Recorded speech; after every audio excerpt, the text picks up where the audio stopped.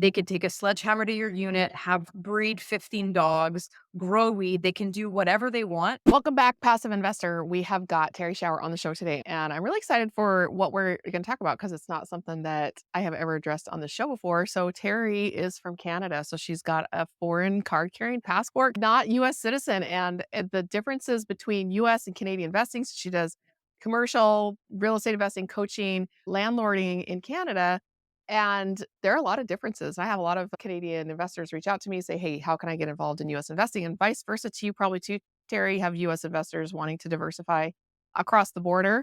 So we're going to talk about business, we're going to talk about landlording, we're going to talk about commercial real estate, but we're also going to talk about some of the legal and even cultural differences between investing in the US and investing in Canada. So thanks for coming on the show today, Terry. Thank you for having me, Emma. Most of the guests on my show are coming at this from a little bit of a non-traditional background. It's not really a mainstream career. So give me a little bit about your background, about how you make kind of those pivots into a little bit more of a non-traditional career and the mindset that you had to have in your past to make that an open possibility for you. Yeah, sure. So I actually set about being a university professor. So I went through grad school. I went all the way up to doing a PhD. And then halfway through there, I kind of realized that the academy was not the right place for me. That was almost 15 years ago. And at that point, the lack of ability to express yourself freely was already kind of making itself felt. And for somebody who ended up in business, like in Canada, I end up being a little bit right wing. Probably for the US, I'd be a bit more in the center. But for Canada, I was definitely too right wing for the academy. And it also happened that, as I was a student, I kind of started dabbling in management. And at that point, it was house hacking. And then about halfway through my studies, I bought a first investment property in Montreal, which I then ran as a house hack. And that went so well that 2, 3 houses later, and then I got tapped out of borrowing capacity. And then the only potential for growth was to start managing.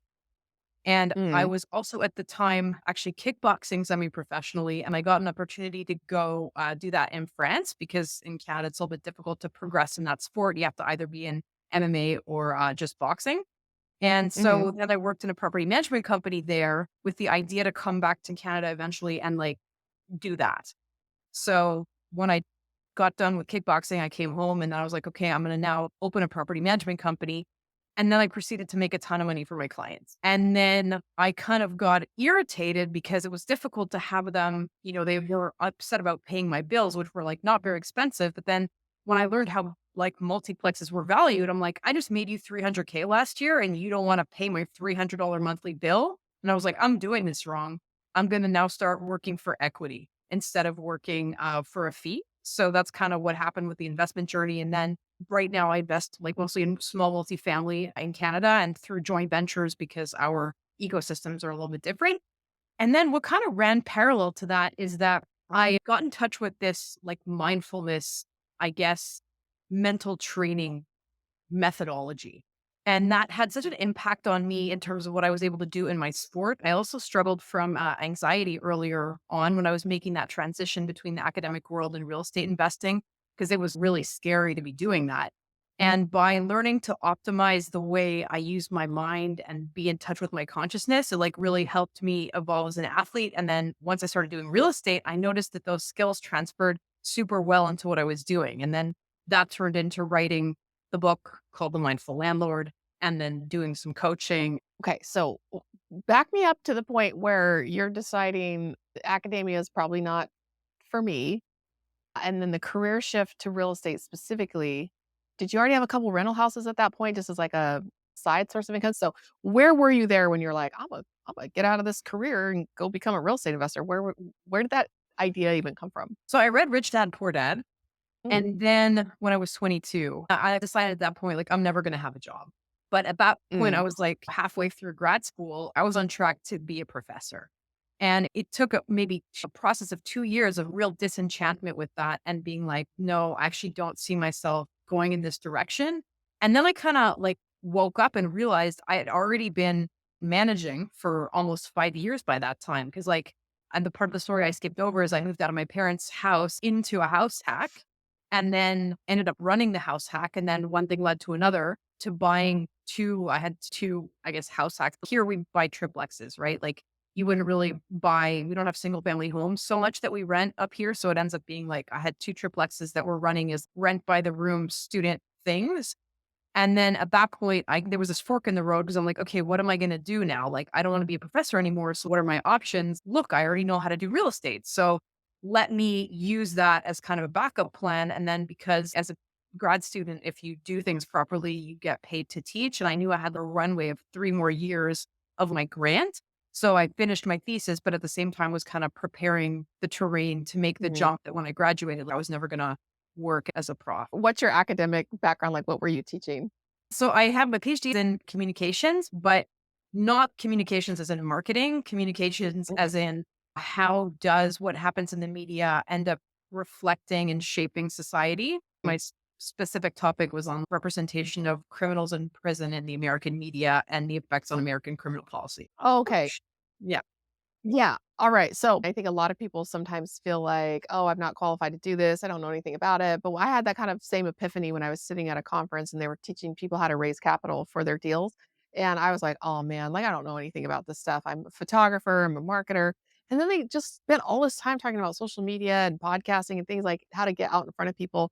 And I was just like, this just is marketing. I already do all this stuff for my regular job. And it just translated right over, even though on the surface it didn't look like it was would do that. What skill sets did you find were transferring over pretty well that maybe wouldn't look like it on the surface, especially from your athletic background and your academic background?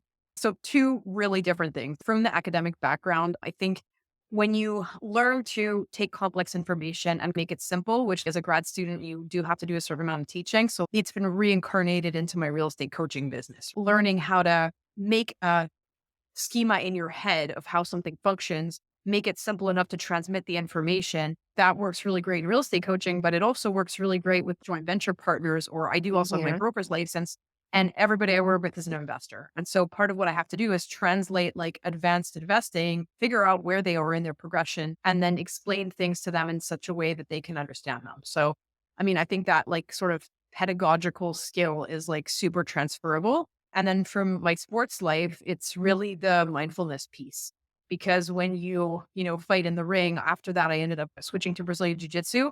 And like for me, I was called Jiu Jitsu like my retirement sport because with boxing, like it's so no, but like kickboxing, it's so rough. Like when you're going into the ring, like there's people who throw up before they go and box because it's like, you could get knocked out and like really anything can happen. So it's like very Yeah. frightening and in order to be able to perform at your best when you're really scared, there's like a whole mental alignment thing that you have to do. And for me, I got that through mindfulness. Like after having tested it in that really intense environment, like to get into Brazilian Jiu Jitsu is like, well, at worst case, I tap out, right? Like nothing really bad's Get going. kicked in the face a lot less. Yeah. Or like in real estate, like, okay, so worst case, like I leave some more dollars on the table, but like I'm not going to get dropped. Yeah, learning to recognize, like, the worst case scenario isn't as bad as we think. That helps with public speaking because I enjoy public speaking, so I'll imagine going up there, tripping over the stairs, wearing a skirt, or forgetting my speech or whatever it is, and I just imagine, like, how the audience is gonna react if that worst thing happens, and they're not gonna react in the way that I'm afraid they are. They're gonna have empathy and compassion and be like, "Oh, yeah, that are you okay?" Like, so just imagining the outcome of things in the worst case scenario helps me say, this is really not that big of a deal. And I loved what you said about the retirement sport because you get into something that's related, right? Jiu-jitsu is not kickboxing, but it's related enough that you're kind of familiar with your body. It's the same kind of concept. You're taking a skill set and transferring it over to this other sport. So being able to generalize information, generalize knowledge, whether it's muscle memory or mental memory, over into a new thing, that's a really important skill to be able to dissect and reorganize. And what you said about the pedagogical, did I say that right? Pedagogical. Peda- that skill of teaching, it's exactly what you just said, to dissect something down to its base parts and be able to reassemble it for various students who learn different ways. People who are good teachers have a tendency to have a higher ability to be able to translate skills from one thing to another, whether it's a different sport or a different career. So those things have really come in handy for you and learning to take things on and have the bravery and the confidence to go out and just do something. You're right. Yeah, and then tell me about moving to France. I lived abroad in college. I taught English at South Bohemian University for a semester, and it had a lot of life-changing impacts on me. Having to get by in a foreign language that I didn't already know. I'm a French speaker, and so I was able to find people in Eastern Europe who spoke French who didn't speak English, and so I was able to get by and communicate kind of that way. But then most people didn't speak English or French, and I didn't speak any Czech, and it was very, very challenging. And I was so young, and I was there by myself, and all that. But those kinds of experiences are transformative. So, how have you looked back on that experience that you had living abroad and been able to integrate that into being a strength in your life? Yeah. Well, so like I mean, France, like, the US, if you're talking about living in the US, it's a big place, right? So France is a big place. And I lived in Marseille, which is like, it's a pretty tough, it's probably like, I think the toughest city in France. And it's relatively poor. It's about half North African. So there's like Yeah. really a lot of migrants from Africa. As a result, there's like a lot of tensions there. So there's a lot of cultural tension between French people and the North Africans. Oh, And, yeah. I show up there like a fly on the wall. Like, really, there's no Canadians. And like somebody who looks like me, everybody assumed that I'm French just because of what I look like. And so put me in this kind of no man's land where I'm a fly on the wall observing this. And so, it was interesting to see how in a different country and different ecosystem, things stack up differently. And then to also have that immigrant experience, because I actually lived in France for 3 years. And when I left, it was with the idea that if I like it, I'm not coming back. So I really like did it with the optic to try to like integrate myself there, and it failed. Mm, And it really gave me respect for people who do make that decision to come from another country. Canada, obviously, like a huge percentage of our population is foreign born. And so like I just have a huge amount of respect for people who leave their country of origin and then have to deal with what it means to live somewhere else. And nobody knows who you are. So like if you're in the English speaking world, people know what that means. If you're in France, nobody cares. Nobody knows what that yeah. is. And so like all of the credentials that I had coming from Canada, like I got off the plane and I was nobody. So it's also Mhm. the fact of like building your way up, because in their value system, like you're just nobody. And I was making the equivalent of minimum wage and like living in France as that person. And that's all you are. And so like when you understand that when immigrants come to your country, they have to start over, and they might be Mr. Somebody back home, but they're Mr. Nobody here, and their language skills are no good. And then, oh my gosh, that's like such a challenge. So I think that was kind of my main takeaway from that experience. Mm. Yeah, and I hear this a lot from people who enjoy living abroad that they never really fit in their home country. And when they moved abroad, they still don't fit in, but at least there, everybody kind of don't nobody's expecting them to fill in. They're weird because they're American or they're weird because they're Canadian. They're not just weird because they're weird. Right? People who enjoy living abroad, usually it's because they were never fully integrated into their home country. The thing you brought up about the high immigrant population in Canada, I mean, really, that's how you guys are beating the demographic low birth rate issue is by being very immigrant friendly. And that's really impacted the real estate industry there in Canada, even more so than it has in the United States. It's almost like that Portugal golden visa that worked a little too well, drove the prices up and all of that. It stimulated the economy, but now it's like Portuguese people can't afford houses. So tell me about the real estate culture in Canada with the immigration issue and some of the rules and laws? Because when you said Montreal, especially, like, does Montreal deserve that reputation as somewhere where people can just not pay rent for years and years and never get kicked out? So tell me about Canadian real estate in general. Okay, so I'll start big and I'll work down to Montreal because I think that's an interesting question. So, what is happening with the recent government decisions? We are around 35 million to 38 million Canadians, and the government Mhm. has now decided that they want to bring that up by 5 million in the next 10 years. Okay, so they're That doing have a that lot of by people. allowing 500,000 new immigrants into the country every year, which is the Wow. same immigration stats as the entire United States of America. Because Canada has such a big foreign born population, we have the space and we have the culture. Like there's not kind of a backlash against immigration. Also because like we have a point system that allows people to come in instead of a green card system. And so we just Mhm. only really get qualified immigrants. And so they're people who speak the language, they're able to hit the ground running. And like when I have a choice in my C class properties, if I rent to locals or immigrants, I will always pick the immigrants because they end up being a better clientele to rent to. But now the issue is that like we've not been building, and we've not been building even to keep up with current demand. And so like also think of us as California in terms of our house prices. So like our real estate market was already inflated before COVID, and then the government went on this crazy immigration bender without doing anything to encourage building. And so like we already had a housing crisis pre this, and like now they are compounding it insanely. So it's really not a good time to be a tenant in Canada, but it's a great time to be a landlord. And I would also say, like, in terms of different cities, like take places like Toronto or Vancouver, which are a bit like, LA or New York, right? Like they have already appreciated a lot. It's difficult to buy properties that make sense. Like it's difficult to make the numbers make sense. It just so happens that living in Montreal, Quebec is one of like, we have a large population, but we're relatively poor, partly because of the way our like legal framework operates. And, the government's very sticky about French. And so that then ends up keeping a lot of good ideas and good people out just because they're so militant about preserving the fact that it's French speaking here. And so, like, we're kind of the poor man. My area is the poor man of Canada. Yet we're extremely tenant Yeah. friendly. Property prices are really low. So, like, if people are looking at a specific place to invest, like, even in Montreal, you can still buy properties that out of the get go cash flow and make sense. You just have to like probably partner with a local operator to make that happen. So, Okay. Is that, tenant friendly, renter friendly reputation deserved? It makes it difficult to be a landlord in an area where it's hard to kick people out who aren't paying? so look, like I have a property management company and my secret sauce is property management. So Yeah. actually the only way you can kick someone out in Quebec is if they don't pay. Everything else, they could take a sledgehammer to your unit, have breed 15 dogs, grow weed, they can do whatever they want, but the only Wow. thing you can get them out for is non-payment. And that's actually Hmm. relatively efficient. I mean, relatively efficient in a tenant friendly area. So from start to finish, you're looking at about a 2 to 3 months turnaround time to have an eviction happen. And like that's the same in winter as in summer. There's no thing like there's a rumor that they won't kick people out in winter, but that's not true. Okay.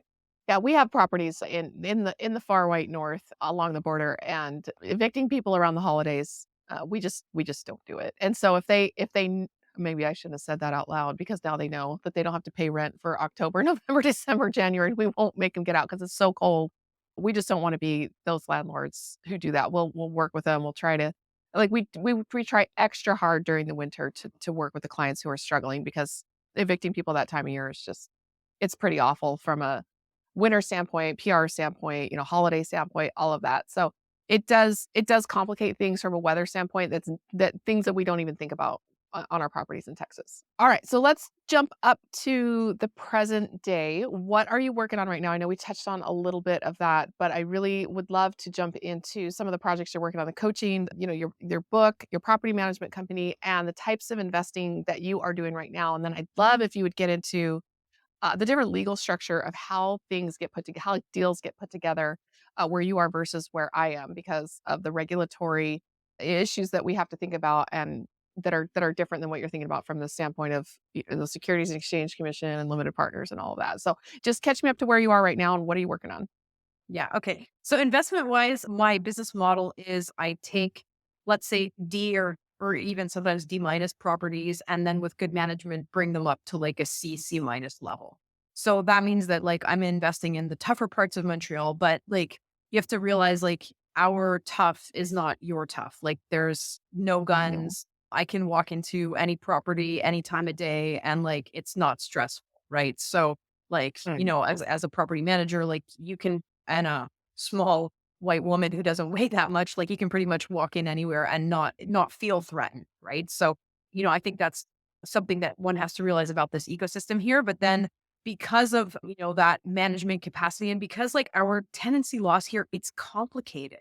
Like it's not that you can't do it and you can't make money. It's just that you really have to know the ins and outs of the way things work in order to be able to, like we say in French, tear like pull the covers in your direction, right? Because that's Mhm. what you're doing. You're kind of like pulling the covers a little bit in your direction. And then in terms of how I do that, so I do have like my own portfolio that's just mine. And then I also do joint ventures with other people who are probably similar to the type of people who invest with you, Emma. So people who are professionals and have accumulated a certain amount of money but don't have the knowledge or the time or the desire to operate real estate on their own, we will partner together on something and that like I will run the investment as if it's mine. And then we divide up the spoils when it comes time to sell or refinance. I would say like there's kind of two major differences. Well, there's a lot of differences between investing in the US and Canada, but on this specific topic, the major one is probably like, we don't do syndications the way you do because we have a regulatory framework where we have to basically set up a fund and it's extremely costly. We do have an accredited investor formula, but it's not exactly the same as in the US. And so like we end up doing direct joint ventures. There's not really so much limiting of responsibility and like, limited Mhm. partners, girl partners. That's just a less common model here. And like what I will say as an aside, for people wondering about our two ecosystems and how you can sort of leverage those, like our credit markets in Canada are much more regulated than yours are in the US. And so this means that we did not have two out 2008. And as a result, our returns are probably more conservative than your returns, but there's a place for everything in an advanced portfolio. And if you're Canadian and you're listening to this, you should think, well, okay, I already have a certain amount of holdings in Canada. I'm playing in this more sort of conservative, slow moving environment. Is there some way for me to invest maybe some of my eggs in the US market? And then is the right way for me to do that passively or actively? And me as an active investor, like I've looked into investing in the US actively, but I think like that is fraught with a whole bunch of complications. It's fraught with like tax complications. It's fraught with, also legal ones because like you guys are recommended to invest in like an LLP, but like we don't, sorry, LLC, but like we don't have LLCs in Canada. So it generates double taxation. So it's actually like quite complicated to think, okay, I'm just going to go buy an investment property in the US. Like it's a lot more complicated than that. And so maybe it makes more sense to, in that case, to profit from the arbitrage between our two economies to look at passively investing in the US. So, Yeah, it's there was a Supreme Court case in 1946. I was just making some educational stuff on. You're talking about teaching, right? We spend a lot of time teaching investors and preparing educational stuff for our marketing content. Where somebody didn't register a security back in the 40s because he was having his investors purchase the land in their own name, and then they would lease it back to him, and then he would tend it was an agricultural project, and so he would tend, the orchards, and with his company staff and all of that, he was basically like the property manager in that case, and then he would sell the fruit on their behalf, and then they would split the profit, and basically, things go wrong, people get upset, and it went all the way to Supreme Court and basically said, like, if somebody puts money into a deal and they have no expectation that they're gonna do any work to earn the profits, you're done. Like, that's a limited partnership. It has to be either filed or registered with the SEC, exempt, something like that. And so it was like this tricky way of being like, "Oh, okay, I figured out a way to do this where I can take silent partners who don't do anything." And that's really the difference there. I mean, we do joint ventures here, and they're not regulated by the SEC. If somebody's a true partner, they're putting a lot of money in, but they're also kind of helping out, making decisions. They have voting rights. Maybe they signed on a loan, something like that. Joint ventures to me are way easier from a regulatory standpoint. The issue that I have with them is they limit how much money I'm able to raise. So I might like two or three rich guys are going to put in 250 or 500 a piece, and we can go buy a property that's a couple $1,000,000. But then when you start looking at properties that are 15, 25, $30 million, you really do need that syndication to get the volume of investors you need to get that down payment down. So I found that joint ventures were really limiting me, not legally, they're really easy legally, but they were limiting me because the bigger they get, the more the SEC is like, "Are they all really doing something? I bet you got some silent partners in there." And so that's when you have to go out and syndicate. Is it something similar? And that was a little educational corner how we got here for like why it is the way it is and why syndications are the way they are, that we have to set up all these documents. But how does that work in Canada? Like your syndications are way more expensive than ours are. And so where do you hit that threshold when it's like you guys got silent partners that are really only putting in money and not they don't even get to vote? well, part of it is a question of also the number of partners, right? And then you always have to weigh the Mhm. accounting and like regulatory and legal fees with the amount of profit you're making. And like I actually have a colleague who I share offices with, and he does like bigger developments, right? So like right now he's working, for example, on developing a 42 unit project.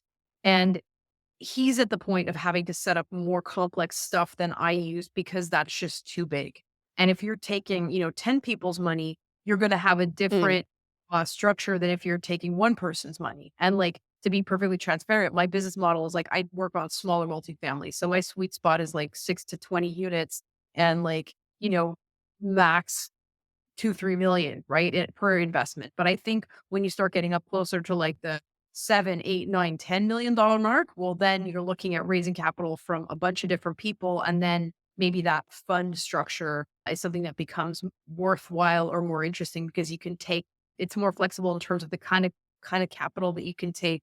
And then you're more at a more of an arm's length distance with people who are truly passive, right? So Yeah, it just seems like there's this price point even in the US where we need to syndicate because we're kind of failing that test, that Howie test, and the cost differential because there's like this dead space between where you're too big to really be a legit joint venture, but you're really not big enough to absorb the cost of the extra legal expenses that you're going to have to incur by syndicating. And it seems like for you, because those syndications are so much more expensive, that your dead space where deals don't make sense might be wider than ours, where it's like, this isn't big enough to support this cost, but it's too big to really be doing a legit joint venture. I don't know. Do you see that as you're looking at scaling that you're like, no, I'm gonna stay here because if I go just one step farther, I'm gonna be up in the next bracket, so to speak. well, like I'm very comfortable in my investment model, and there's enough properties and enough joint venture partners that, I can grow at the rate that I want to grow at. And like, maybe this kind of ties in a little bit to the mindfulness thing. Again, like the person I share an office with, like we joke and he's like, I'd be happy owning all of Montreal. And I'm like, no, you Yeah. know what? Like I'm on course to own and co-own 200 units. And like I'm already financially independent. I attain financial freedom with just 9 doors. And so I don't really need to get any bigger. Like at this point, I'm doing it just because growth intrigues me and I like to help people. I like to get better at what I do, but I don't have ambitions to get into the next tier of investing when I would have to stop doing joint ventures because the deals are too big. So that's kind of where I am in the game. It's such a good answer because I find that scale for the sake of scale is usually about someone's ego more than it is about loving what they do and helping more people. I do know a few people who love to have larger properties because they can put roofs over more tenants' heads and they know that they're managing their properties well and they're giving people a safe, affordable place to live. But they're in the minority. Most people who say things like, I want 1,000 doors, or I'm not really finding that they're motivated by the art of putting these deals together and the stewardship of being the safe place where people can live and work. And so I love that answer you give. It's like at this point, you've reached financial freedom, you have experienced the satisfaction in your professional goals. Are you the kind of person that's like, okay, what's next? What's next? I gotta have the next goal to keep pushing. Or where are you there in your mindset as far as that goes? So, I mean, for me right now, the thing that is experiencing or where I'm experiencing the most growth is my coaching business. And so I have a podcast called the Real Escape Investing Podcast. And the purpose of that is to share the hacks, both real estate related and like mental mind frame, personal growth hacks that help me attain financial freedom.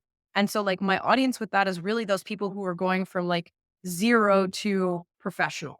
And then once you're a professional landlord, like I want to say you kind of don't need me anymore. And like that's reflected also in my coaching business because that's exactly the kind of people that I love to help. I love to, get into somebody's headspace when they're at their job, they're shut down, they're just like not growing anymore. And like they're at the point of either being like, I'm going to give up and wait for retirement, or else I'm going to do something that's going to put the pep back in my step. And then how do you make those changes from that employee mindset to the investor mindset and then everything else that goes along with it, and there's like, it's like a video game, right? Like there's multiple levels along the way from having, you know, the grind of the day job and being in that traditional consumer mindset to the point where like basically you're me. Right. And so then after that, if your ambitions are beyond that, then I'm no longer the right person to serve you. But like that's kind of where the growth is. And so like in doing that, obviously like building the podcast is super interesting, building coaching programs is super interesting. And then like seeing what people need because it can be certain parts of like information. And like what I'm finding is that so much of that path is really like a mental and personal growth path. And that like the same way we force appreciation of our buildings, right? Like as investors, one of Oh, the thing that we do is to force the appreciation of our buildings. That's how we add value, whether it's through management or renovation or like value adds, whatever it is, we're forcing appreciation. But in the same way, in what we do ourselves, like we force growth. And it's actually very difficult to grow and to change things. And part of the way that you can force yourself into it is by changing your peer group, by gathering momentum, by doing all these different things that force you to change. Because if you're just waiting for the day when you're going to wake up in the morning and suddenly do everything different, like that day's not going to happen. So, in a nutshell, that's where what my current project is. My investment portfolio will grow slowly at the rate at which it's been growing, and I'm very satisfied with that, but it's more this, like, inspiring other people to be able to make that same transition because it's been so great for me. Now, are you working with people who mostly want to, like, maybe they hate their job and they're like, I can't wait to quit, or my business is eating me alive. I need to make a change. Or are you looking at people who are more wanting to do like a real estate side hustle, let's call it? Because I work mostly with people who are like, I just want to be passive. I have a family, I've got stuff going on. I need to learn a little bit about real estate in order to get this money placed responsibly. But then after that, just send me my reports and send me my distributions. So that's most of the people who are listening to this program, especially. So, but most of them have a few rental houses. Like I said, it's like they have the little business, they kind of get it. They realize they're not going to be able to scale meaningfully because they don't want 30 rental houses or even 9, right? They're just like, I'm kind of full up on these 2 or 3 rental houses and I just don't want to scale this. So what's your ideal coaching client? What are their goals? I mean, you probably have a diversity of students, but like who's the one that is really what the program is who it's built around? Mhm. So there's kind of 2. So one are like young, I don't wanna say kids, but like young people who are like almost in Yeah. their early 20s, and they're like, "Man, this is all a lie. Like, I was told to go and Oh, get an education and do this, and like now it's coming time for me to start my life, and I realize that I'm never gonna be able to buy anything, and, I don't get fulfillment from my career, and like I can't do it. I'm looking into the future, and I don't wanna make those conventional decisions because it's not going to get me where I want to be. So that's like one sort of demographic. And then the other demographic are the people who are like, 35 to 45, and they've maybe got a day job that is crushing them. And maybe it's a good day job, right? Like maybe they're, an accountant or an engineer or something. But they just are not getting that fulfillment from the job. And so they're looking for an escape route. And then, being like a professional landlord is an escape route for that. I do also encounter people who are more of the passive type who like have their day job and love it and then want to invest more passively in Canada. Those people usually don't end up owning rental properties. Like I don't know the statistics of the number of Americans who own investment properties, but like in Canada, it's very small. So there's 2% of the population in Canada that are landlords. So that's like a very small percentage of people. And for us, like we get encouraged to like put money into it's called an RRSP, which is like a 401k pretty much. And like the conventional model is just put your money in there and wait for retirement.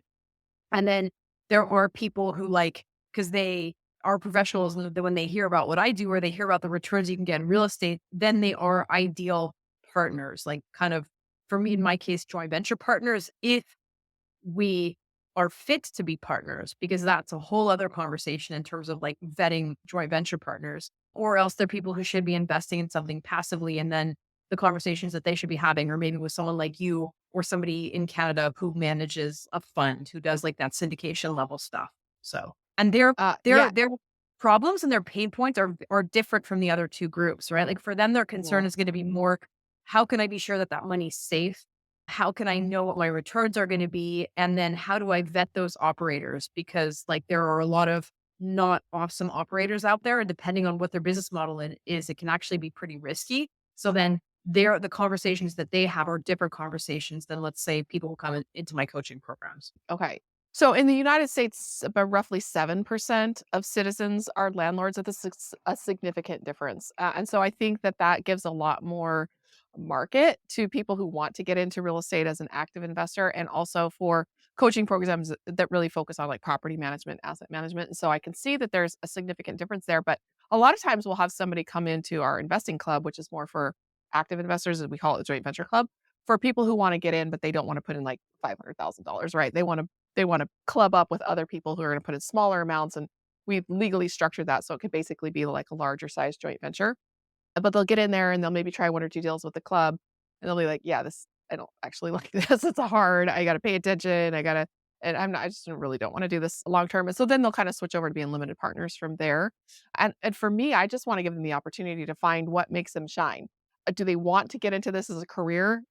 Go do that, because then they're gonna bring me back deals. We're gonna be really in each other's trusted network and all that. It's a great way to vet out your partners before you go do a big deal with them. But if they decide, "Hey, I just wanna be a limited partner from now on because I did this and I don't have time, it's not for me." And then they come into our ecosystem as limited partners, again, having already built that relationship of trust. And so I find that I just like to be able to give people more chances at bat to see where they fit in. Do you see the same thing in your coaching? Like somebody will come into coaching, "Oh, I don't really like my job. I'm 35 or 40 years old." And they start doing, they're like, "Actually, can I just put some money in your deal? Like, I don't actually want to run this." Does that have a turnaround for you there? Yeah, for sure. And like I think also, having multiple hats, right? Like I think I like how you talked about, you vet people to see if they're right to be a joint venture partner. And like for me, that happens either through I have a broker's license. So it happens either through brokering deals, finding them a property that's right for them. And then maybe if we find that we like to do business together, maybe the second property is a joint venture, right? Or like I'll Mhm. manage an asset of theirs and like they'll come to me with their asset because they don't want to deal with it anymore. And then Mm. when it's time to acquire something else, well, then it'll become a partnership conversation if that management relationship has happened well. So like there's definitely like that those are my vetting tools, right? Like either brokering or managing are vetting tools for future joint venture things. And then for sure, like, people who come into the coaching ecosystem, like it's a question of me understanding how I can help them. Because some people should just maybe listen to the podcast or like we also run networking events here. And so like some people will come to the networking events for years. And that's like the best way for them to take advantage of the stuff that I do. And then other people, I can help them find an investment property that matches their goals. And then they're going to completely self manage and maybe call me when they want to find the next one or scale up into somebody bigger when they don't need me anymore. Right. So it's the same way like a sports coach, might be the right person to bring you from like out of, let's say, yeah, what's it called? Like minor league to college. And then if you want to go pro out of college, well, then you need to find a different coach, right? And so, like, I'm the person who will help you quit your day job or never get a day job, acquire those small multifamily properties. And then if you are happy, you'll stay there. If you want more, well, then you need to find yourself another coach. Yeah, it's interesting how you say that, because my husband actually is an IT guy who specializes in startups. And when he gets the startup to a certain point, he'll come in early stage, he'll get it to a certain point, and then he's kind of out of his depth at that point. And he had somebody tell him once, like, "Well, we can't really have you lead this department or do this thing because, you're not the rock star we're looking for," basically, is what they told him.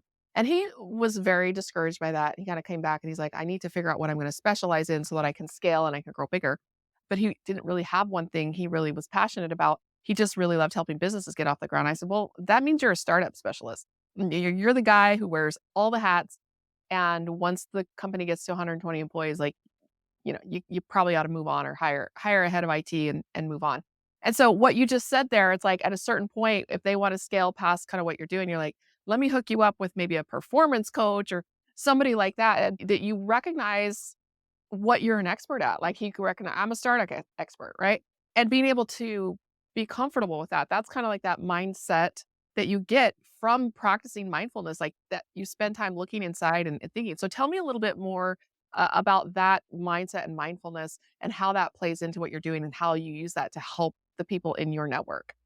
Yeah, well, I'll do it backwards, right? And I'll tell you one of the benefits before I drill down into how like pull back the veil and how it works, right? And so like I mean, one of the great things about I guess being mindful is that like I don't need to be anybody other than what I am, you know? And like that goes in as far as who I can help, who I'm excited about helping and like, I probably I'll start with the benefits first before I go into pulling back the veil and looking at really what's behind it. So, I mean, the great thing about kind of being mindful is that, like, I don't need to be anything other than what I am. And I think this happens like as you begin to detach from your ego and you begin to detach a little bit from those external markers of success and you begin to become more focused on what brings you fulfillment.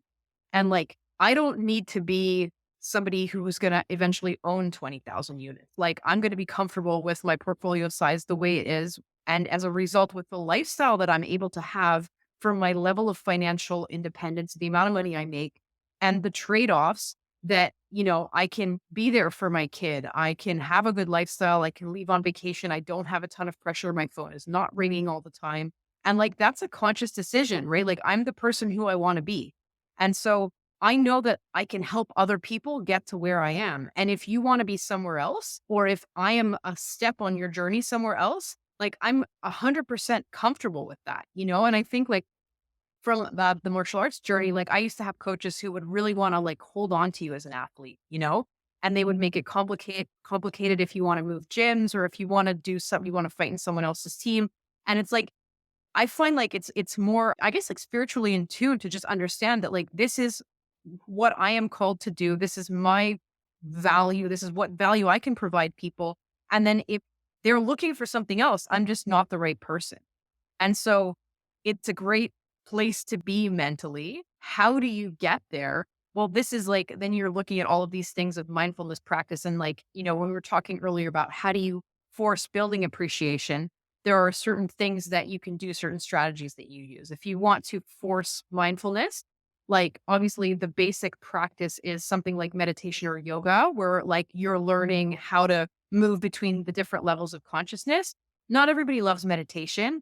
If that's kind of less for you, just reading to learn about how your consciousness even operates. And so my book, Mindful Landlord, is great. There's a bunch of other resources on my website as well. I have a recommended reading section if people want to check that out.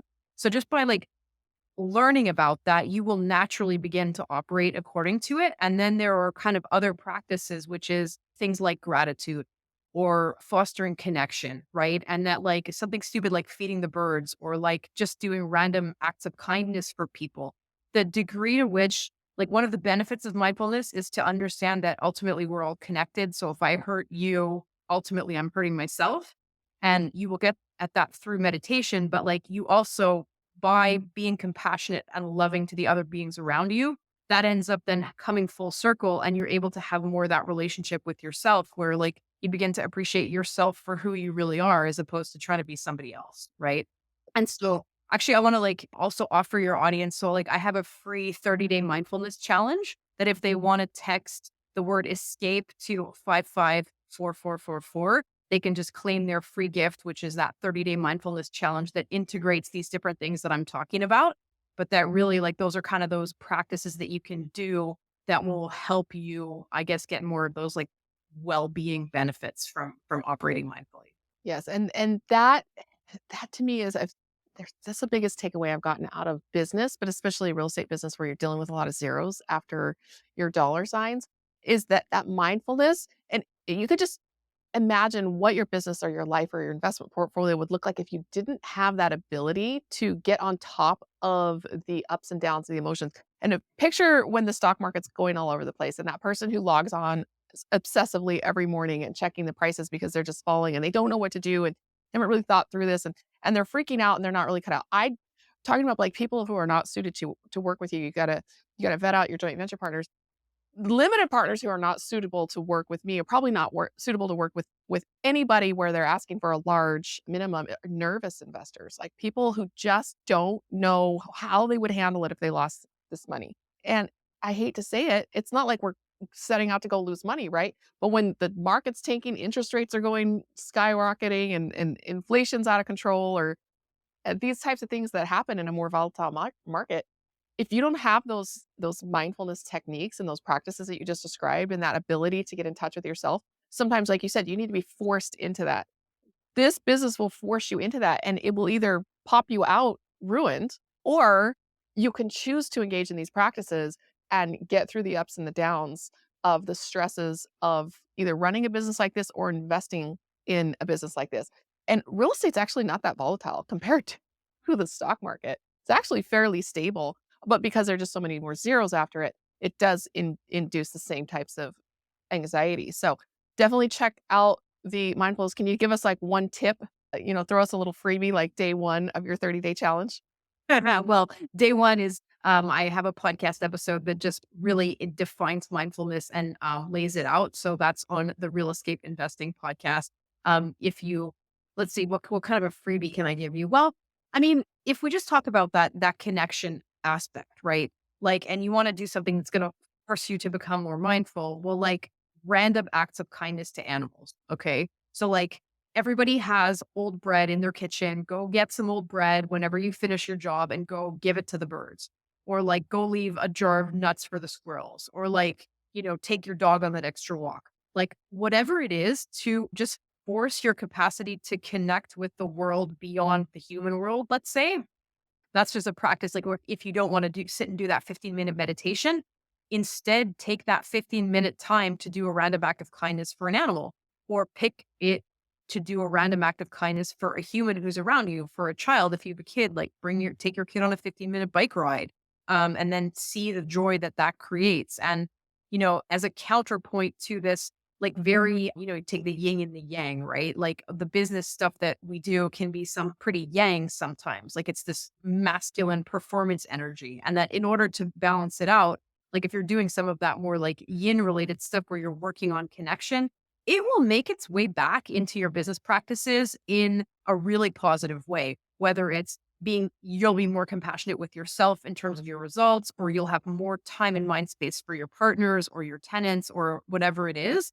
So that, like, this is the great thing about mindfulness, and why, like, if there's one thing I could give away for free or evangelize about, it's that. It's because the more you do it, the more it gives back to you, but it's giving back to the world as well, because you have no choice but to force yourself to become a more connected. Yeah, and these soft skills, I think some people kinda think they're a little bit, woo-woo or hokey, but these soft skills, I'm just telling you, it's more important than even the financial aspect, which is very, very important. Do not neglect that. But it doesn't matter how good a deal is or how good the numbers are or how much rent you're collecting or any of that kind of stuff. If you don't have these soft skills to deal with tenants, to deal with partners, to deal with the stresses of the ups and downs, this this will make or break your business. This is a difference between people who make it and people who quit. And so I love just talking to another. I love the yin yang you brought up. It's like you have kind of a yang woman, athletic and assertive and comfortable with financial things, but then bringing in that more communication side, and it creates this whole package that sometimes I feel like men get left out a little bit because they're almost not allowed to get in touch with their opposite side. Whereas women, I feel like I'm encouraged to get in touch with my yang and then my natural yin. And men sometimes feel like they have to be too focused on the other side. Have you found a difference in your career as a woman who is more comfortable with that more balanced approach? Has there been any difference there? I have always not noticed a difference. I'm like, I feel comfortable in a room full of men. I don't think being a woman really makes a difference. But it wasn't until I heard men talking about how uncomfortable they felt focusing on these soft skills that I realized, oh, there probably is a difference for me in my experience investing versus some other women or some other men that are more polarized in a different direction. So how's that worked out for you? So that's it's a complex, that question is more complex than you think. And so I'll explain why. So, like, I'm in Canada. Canadian femininity and masculinity does not map 100% onto American masculinity and Mhm. femininity. We are more compressed in every sense, right? Like there's less gaps between rich and poor. There's less gaps between men and women here. We have like amazing childcare. We have like government funded childcare. We have 1 year maternity leave. And so, like, our male and like our yin and yang sides are much more compressed. And it always, whenever I go to the States, this is something that I notice, because it's like the guys are like dudes, like our dudes on steroids, right? And their models are they're so much more conventional. Like here, 50% of people don't even get married. Canadians like don't really get married, right? And so, like, so it doesn't map exactly onto it. And I think for myself, like, I have been a very yang woman, right? Like coming up through the martial arts environment, like I was always the only woman in the room. And so, like, now it Yep. does make me feel weird that, like, at those investor tables, like we just had a VIP there the other night. And again, like out of table of 12 people, I'm the only woman sitting there. And so, like, for me, that's kind of, I feel like it doesn't make me uncomfortable, but at the same time, I also realize that the pressure on us is different. And I feel like that performance pressure, like, I don't feel it the same way, you know? Like, obviously, my family is very, like, grateful and dependent on my income at this point, but, like, I don't have that pressure that it's my identity, it's my whole identity. And so, like, I think I'm grateful, like, to be a woman, because I don't have that pressure on me in a certain sense. And then, like, as far as the soft skills go, like, I would say that the main point of relationship there is your relationship with yourself.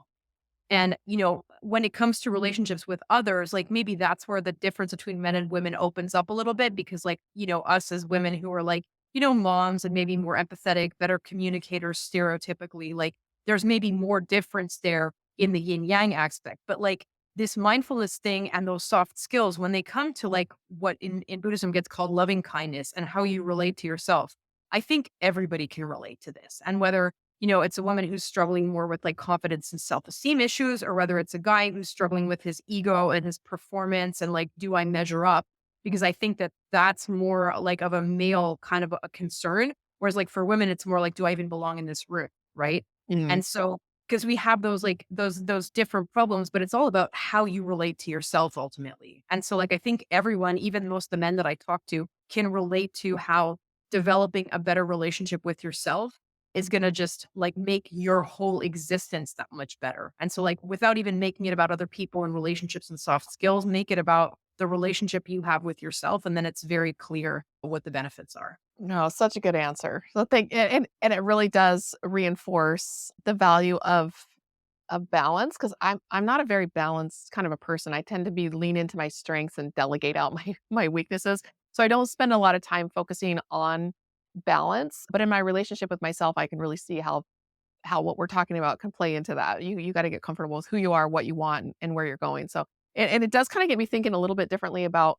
since my husband left his W-2 job, which is another American term. What do you guys call that in Canada? Like a legally employed full time employment. He left his W-2 and finding his new identity inside of his wife's business has been a really interesting journey for us. And he really has never been very macho, so I feel like he's integrating pretty well, and we have complementary skill sets.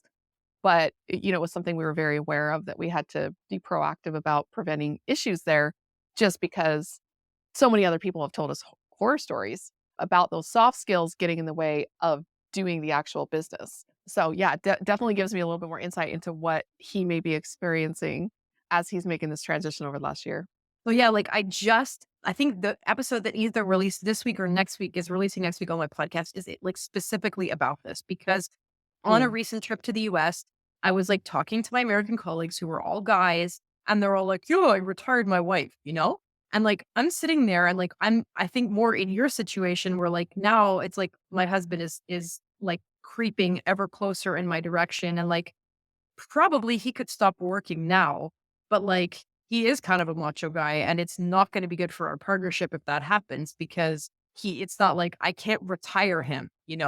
And so just interesting when that model like works in another direction and like despite being I guess like the main earner in the household, like I still have all of those feminine responsibilities of childcare and organizing and food and like all of those different things. I don't resent it, but it just means that the typical model of like, the American investor who says to me, I retired my wife because it was just too annoying that she wasn't home to look after the kids. And I'm like, oh gosh, like that's just like not my reality. And in terms of like, as a woman who is in this space, it's difficult to look ahead and see, oh, like this is how I could do it because I don't have any like other female investors around me who've encountered this problem and been like, okay, how am I going to like help my husband transition out of a job that he doesn't ultimately love without Yeah. it affecting his ego and then it blows up in my face anyway. So it would be better, if he stays there. Yeah, I feel like we're an hour in and we should be wrapping up, but I this could be another whole episode on marriage, business, married business partners, traditional gender roles versus getting in touch with yourself and just doing what you want to do. Like, so I don't know, maybe we should revisit this on a future episode because I feel like these issues are very important as people are looking forward to retirement because that's the whole point of the passive income adventure. It's to become work optional, to keep working or not. And when your husband's in the position that he's in, where he can now make that decision, because a lot of people are just not even anywhere close where they can even make that decision. They can't even contemplate.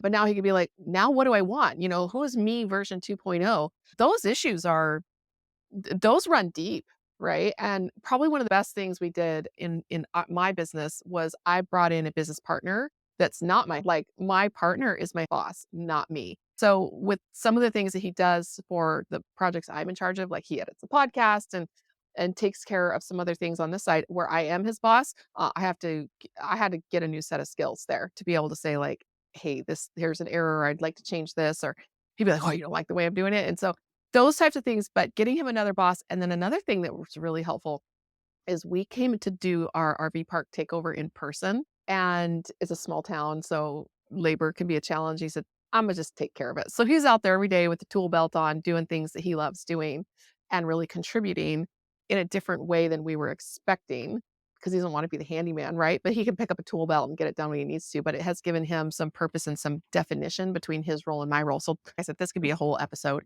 on this, but Yeah, those for types sure. of issues, yeah, we have to mindfully go through that process to think about those things. We've had a lot of discussions. We've gone out to a lot of dinners, just the two of us, and taken it as a business expense because that's what we're talking about. Like, how are we going to make this work? Let's take some time and go have a conversation before tempers flare up and irritation flares up because it's definitely a challenge. We work well together, very well together, but even still, you gotta be careful. It would be the same way as if I were working with my daughter. I don't think it's a man-woman thing or a husband-wife thing. It's just somebody that you're very close to and they see your ugly side, takes extra care to be able to do a professional relationship with that person. Yeah. Yeah. No, Wow. absolutely, and then when you're mapping, like, the whole gender, Mhm. marriage, partnership on top of it, like, that's just one step worse, right? Like, Yeah. having over the years gone into visit with friends or, like, people who family members also, like, that is, like, one minefield, but then the minefield of, like, gender identities and how it means that we are attached to different things in our senses of self, and the degree to which, Mhm. like, you're poking it's an episode. So we can flag it for the Yeah. next Oh, time. yeah. Yeah, I think that's to be a fascinating conversation because my kids are mostly adults now, and so my relationship changing with my kids who are in their early 20s, early to mid 20s, that's a whole nother podcast there because relating to them as a mother is a completely different than relating to a minor child who's still living in your home and needs you for more stuff. It's a minefield, and that's why I said the business has forced me to develop soft skills at a rate and level that I never thought I would need to do. And my performance coach now, we're talking about performance coaches earlier, right? My performance coach now, we spend a lot more time talking about emotional capacity than we do talking about business because I've gotten to that point in my career where that has become the limiting factor.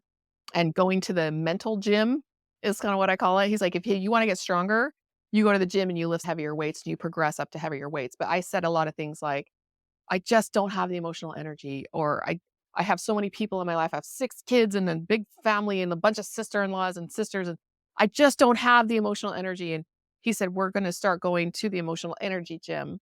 There are exercises and things that you can do to expand your emotional capacity the same way that you can expand your physical capacity." And I had never thought about it like that before. And so then you come on and you're talking about the same concepts. Yeah, I do still spend a lot of time on the hard skills of construction management, financial management, all of that because you don't wanna lose your edge there, but most of the time actually is spent on emotional capacity for sure. So, I appreciate you bringing that into the conversation. Alright, well, this is the part where people hear that we're gonna start transitioning to the close and they start clicking off, but do not click off because we got some important stuff for you. So, Terry, how do people get a hold of you? And can you repeat your free offer gift so that they don't have to rewind back to find it? Yeah, absolutely. So the quickest thing to do to claim your free mindfulness 30-day challenge is to text the word escape to 554444. If you're in the US, if you're in Canada, we don't do short codes. So you're going to have to do it old school and go to my website, terryshower/escape. And that will bring you into my ecosystem anyways. But the free giveaway is that 30-day mindfulness challenge that is full of those exercises that are going to force you in the direction of increased mindfulness. And it's got a real estate bent as well. It's mindfulness for real estate investors. So I hope you choose to connect with me that way. I'd love to be in touch. Awesome. And then I always ask, I didn't prepare you for this, I didn't warn. I always encourage people to get together with us after the show because the purpose of having a podcast is not just to educate anonymously, it's actually a networking tool so that you will reach out to us and say, can you with this? I can help you with that. So, what kind of person, like why should people reach out to the why should people reach out to you after the show? Yeah, absolutely. So, I mean, the first thing is, like I said, my ideal person that I can help is somebody who's going from that zero to small professional landlord, right? So, if you're thinking about getting started and you just don't have the tools, be it in your business or personally, to make that transition, that's definitely somebody I'm interested in talking to. Also, people who want to be educated a little bit more on the difference between the Canadian and US markets, because, like I mentioned, there's an kind of an arbitrage to play those two systems for different purposes. And if you're looking to sit out the next 2008, perhaps investing in Canada might be the right decision. We got 2008 in progress right now down here. So 2004, I mean, 2024 is going to be the year that like, I lost everything in 2024 at that, and everybody's going to get a pass. We're like, yeah, I had 50% of my properties foreclosed in 2024. We're like, it's okay. You want some more money? Like that is what this 2024 is shaping up to be right now. So if you want Wow. to sit out on that, you want to sit out on that, take Look take a north look. of the Take a look border. at that. Diversification takes all different forms, all different Absolutely. forms, and so you have to think about the diversification. Here's another little mini lesson. It's just basically like diversify your time. How much time are you spending versus how much time are you passively spending? How much time are you spending vetting out deals because you're not an expert in that versus things you know well that you want to passively invest in? You know, where are you in the United States? Like, what province are you in Canada? Vancouver is a very different market than Alberta. It's just in Calgary. So I just feel like diversification is something that if you can add another layer of diversification in with a significant amount of investment that it become an extra management layer, because again, diversification takes more time. And so balancing the time that you spend with how you're doing it. There are so many options of how you can diversify and hedge. And Canadian real estate to me is one of the biggest no-brainers of people who want to diversify geographically because you're so I mean, we talked a lot about the cultural differences, but you're so culturally similar as a whole to the way that we do things and the language barrier and is not there. And so me, it's like it's a almost like a baby step into foreign investing to get comfortable with Canadians. Same thing for Canadians who are investing in the US. There's a lot of attention to US real estate from Canadian investors and just giving them that guideline of like how do you do this from a legal standpoint? How are regulations different? Because it's just a really easy cross border. And you guys are, I think, are more comfortable doing business in the US than we are doing business in Canada. So I appreciate you sharing that message and how to diversify a little bit across the border for both audiences that they all got to listen to in the same English North American accent. Yeah, I know, and definitely, for people who are listening, maybe from the Canadian side, passively investing with someone like Emma is a great way to play the American market as well, because after the meltdown comes the path up. And I mean, our market is Yeah, relatively stable, but that's but a the good kind of point. returns but the kind of returns that you can make in Canada are not the kind of returns that you can make in the US, and so it's always that risk reward trade-off. And so if Mhm. you're looking for, a safer asset, you're gonna make one set of choices, but if you're looking to have a better return, make different choices. And so that becomes to the your point of diversification that, like, for us, there will also be a time to diversify, and it will be for different objectives. So, Yes, yes, and between the tax implications, which we didn't even get into that, that's another show right there. The different tax structures about how to pay less taxes legally with the different way that you can purchase properties versus holding mortgages on properties. There's so much more there to think about, like what your goals are. Are you looking for cash flow? Are you looking for growth? How close are you to retirement? Do you even want to retire? Those types of things and factoring in and just broadening your horizon of what you can invest in order to meet those objectives. So I guess 2025 is the year of Canadian investing in the United States because boy, there's some going to be some deals on the ground here coming up pretty soon. So all right. Thank you so much, Terry, for connecting. Be sure to connect with me after the show, investwithemma.com, and check out Rise Club Capital for a link to our weekly meeting. If you want to jump into our portal, like again, investwithemma.com, you get right on my schedule and my calendar, and we can have a phone conversation. I can direct you to how to get sign up for the portal, check out our investments. It's customizable. So if you like something, invest in it. And if you don't, sit it out and wait till you catch us on the next one. So we make it pretty easy for you to get a diversified portfolio all in the same fund portal because we do both short-term debt, mortgages, we do long-term equity on commercial properties. So we really allow a wide variety of diversification. And maybe someday we can even add a little bit of Canadian real estate in there. Appreciate you staying with us, Terry. And we will be sure to revisit this one because I think that we touched on a lot of topics that we didn't get to dive into that I think another show in our future is forthcoming. my pleasure, Emma. Thank you so much. All right. Until next time, everybody, be sure to reach out. Let us know about your passive